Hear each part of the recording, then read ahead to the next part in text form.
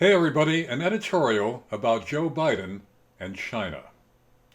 One of the big promises made by Joe Biden, the man who might be our next president, was not only to create new jobs in America, but to stop China from undercutting American manufacturing. Really, Joe? Aren't you the guy who scoffed at the idea of China eating our lunch? Aren't you the one who repeatedly told the nation that trade with China was a good thing, that it would bring prosperity to both countries, that the Chinese were good guys, and that we had nothing to fear from China's growing economy? In fact, Joe, as chairman of the Senate Foreign Relations Committee, didn't you push to include China in the World Trade Organization?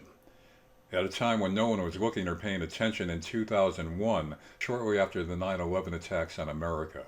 At the same time, didn't you also push to end annual congressional reviews of China's status as our friendly trading partner? And didn't you support granting China its most favored nation status? And to sweeten the deal even more, Joe, didn't you go along with China's insistence that as part of its inclusion in the WTO, China be defined as a developing nation, which afforded China even more breaks in terms of reduced tariffs and special treatments? And wasn't it you who said, when you were vice president no less, that, quote, a rising China is a positive development for China, for America, and for the entire world? And wasn't it your son Hunter who accompanied you on a trip to China? The same son who, for some unknown reason, was quickly able to position himself with a Chinese firm from which he extracted enormous fees for his management of a $1 billion plus equity fund. That deal and others occurred while you were vice president, Joe.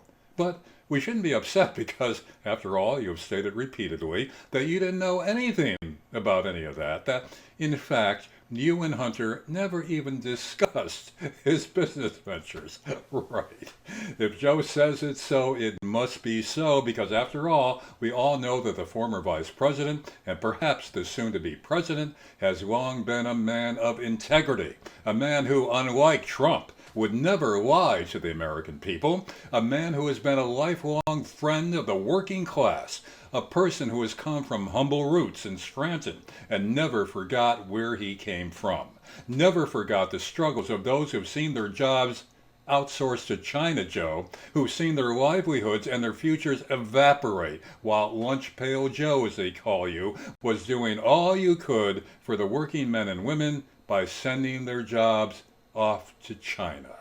If only Joe could say, it ain't so. Unfortunately, it is so. That's it for now. Talk to you soon.